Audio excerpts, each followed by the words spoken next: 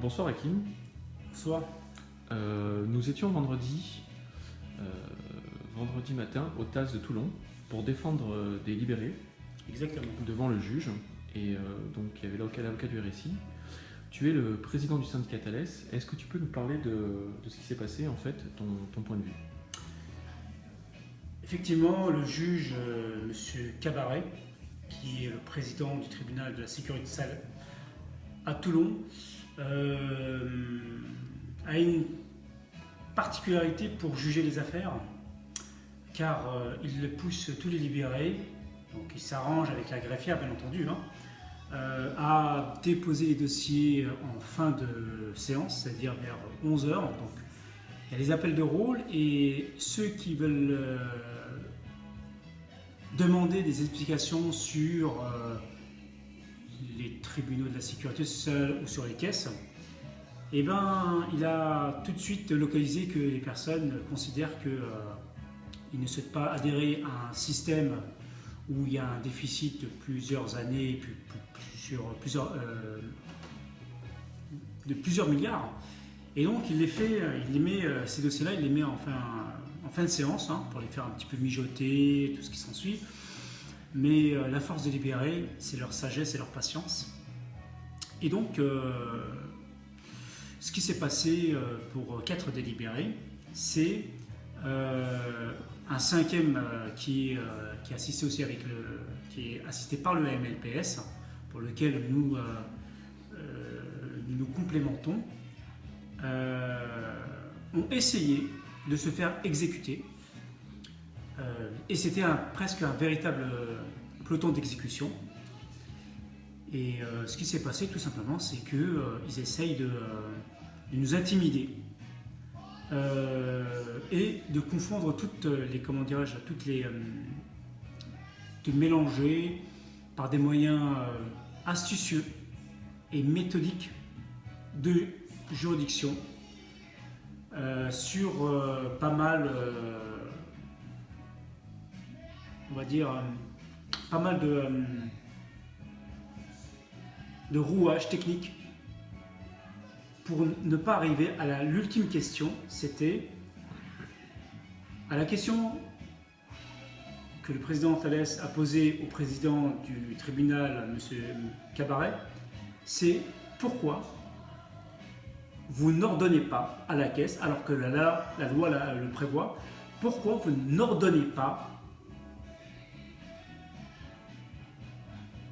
à la caisse de savoir où est immatriculée cette caisse. Car le numéro de siret n'est ni plus ni moins qu'un numéro qui a été donné par l'INSEE, et on sait très bien que l'INSEE n'est pas un institut d'enregistrement, mais un institut national des statistiques. Par conséquent, on dit que c'est un régime légal. Moi, je dis que c'est un régime illégal, et je confirme encore une fois que c'est un régime mafieux. À cette question-là, le silence du juge, alors que la loi française prévoit qu'il peut ordonner, le silence du juge laisse beaucoup à dire de l'application des lois françaises et pas des lois européennes. Et donc, on a déjà déposé des conclusions, et à la question qui n'a pas eu de réponse, on a dû récuser à 2 reprises monsieur Cabaret, au motif qu'il favorisait la caisse. Et là, on a estimé qu'il y a un parti pris. C'est notre constat. Et un délibéré a clairement dit les choses ouvertement, car il a la loi avec lui, il a le droit avec lui. Et ce sont que des êtres humains. Et leurs statistiques, leurs condamnations ne pourront pas pousser les libérés à se pendre. Même si dans l'audience, on parlait d'une femme, paix à son âme, qui a été décédé en 2014 et suite à une maladie, et le RSI ne souhaitait pas lui payer son dû. Malheureusement, elle a été défendue par une très belle personne qui a défendu sa dignité, parce que là, on ne parle plus de cotisation, on ne parle plus de soi-disant cette prétendue solidarité. La solidarité, comme l'article L111-1 du Code de la sécurité sociale le prévoit, et bien cette solidarité, elle est à géométrie variable, et je pense que tous les tribunaux ont un quota sur les condamnations et sur les montants à rentrer dans les caisses et qui sont en violation de la loi. Donc le gouvernement, les 3 gouvernements successifs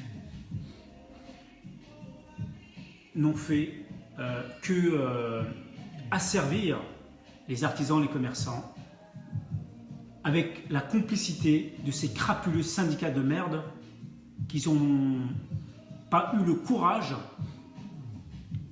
de choisir la liberté de la protection sociale en conformité avec tous les traités européens, comme M. Reichmann le dit depuis à peu près 20 ans.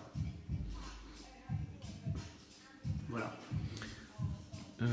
Tu voulais peut-être nous faire un compte-rendu sur ton interview par France 5 pour La Quotidienne. Ah, effectivement. Cette interview, on ne peut pas appeler ça une interview, je peux appeler ça juste une, comment dirais-je, une mise en scène. Une mise en scène d'une, comment dirais-je, d'une prostituée qui est France 5, qui est les médias, qui se prostitue, qui se met à genoux face au gouvernement et face au diktat du gouvernement. Et donc, ce qui s'est passé, c'est qu'ils m'ont interviewé dans un bureau avec M. Evernor pendant un peu plus de 3 heures, qui m'ont posé pas mal de questions, qui m'ont filmé plusieurs fois pour faire des montages. Et puis après, ouvertement, on fait un débat avec cette présentatrice qui est ni plus ni moins qu'une, comment dirais-je, une écervelée qui rentre dans le jeu des médias et rentre dans le jeu de ces entreprises privées qui sont des assurances et des mutuelles, et sous couvert du gouvernement, bien entendu. Il faut savoir que quand même, c'est inadmissible qu'on puisse enregistrer quelqu'un, faire des montages et poser, c'est très facile. Et pour cela, on va répliquer de la même manière, de cette manière dictate, malheureusement, avec, par contre, nous, on va répondre aux intervenants de cette émission. On va répondre, mais avec des textes et avec des, comment dirais-je, des documents. On n'est pas dans le blabla. On n'est pas en train de faire, en train de se prostituer pour vendre un livre. On est là juste parce qu'on a fait un gros travail d'investigation et on va prouver, on va démontrer que ces caisses-là sont bien des organismes de droit privé et des entreprises privées pour lesquelles ils sont enregistrés au tribunal de commerce. Et au regard des documents et de l'investigation qu'on a fait, et cela grâce aux adhérents du syndicat Thales, et en passage, je tiens profondément à les remercier. Je vous remercie tous les adhérents, et ceux qui nous suivent, même si on sait même ceux qui nous suivent font partie aussi du gouvernement. Et au passage, on a aussi été attaqué. On a eu une plainte de la caisse, une assignation exactement, de la Caisse nationale du RSI, car ils ne sont plus propriétaires de la marque. Et pour cela, ils nous ont assignés au tribunal de Paris le 23. Et aujourd'hui, le RSI ne peut plus mettre dans les documents leur logo façon de parler, parce que ça ne leur appartient pas. Je suis, comme vous le savez, propriétaire avant eux, car ils n'ont pas renouvelé une marque qui ne leur appartient pas. Et vous allez voir pour cela qu'ils n'ont plus la possibilité de mettre leur logo dans les mises en demeure, dans n'importe quel document, dans un appel de cotisation, car la marque a été suspendue, car j'ai fait opposition à cette marque-là, et à ce jour, la marque est suspendue et ne peut pas être utilisée de part et d'autre en attendant la décision, en espérant attendre la décision d'un juge au tribunal de grande instance de Paris, impartial. Voilà. Donc, Thales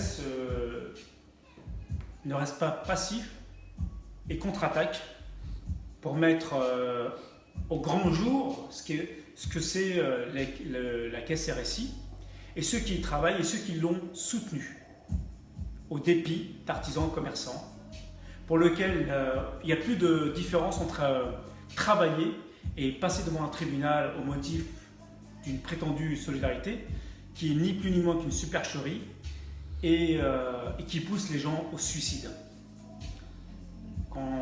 Lorsqu'on a décidé de contre-attaquer contre ces caisses nationales, eh ben, attendez-vous qu'on contre-attaque aussi contre l'URSSAF, la CIPAB, la CRAMF,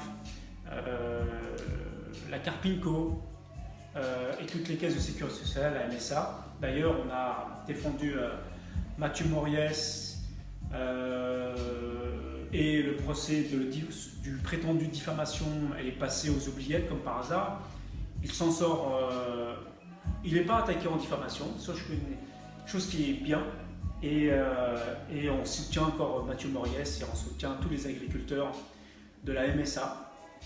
Et on va remettre un petit peu l'ordre du jour, car on estime qu'il y a beaucoup d'avocats qui ne font pas du tout leur travail, et surtout beaucoup de juges et des assesseurs et des syndicats qui ont signé des conventions avec le gouvernement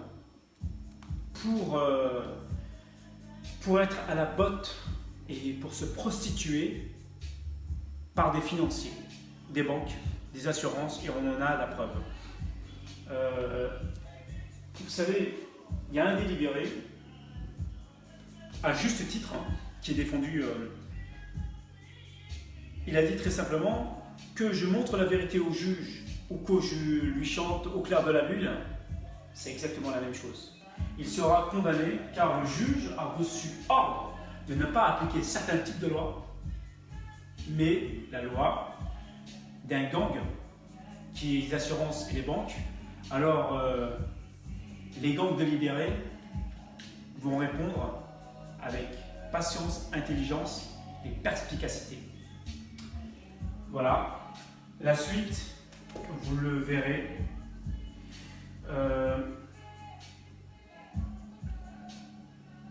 Vous le verrez prochainement lorsque Thales contre-attaque contre le RSI. Je tiens à remercier aussi et à soutenir Thierry Borne, Jean-François Verdon et Chesney Parache.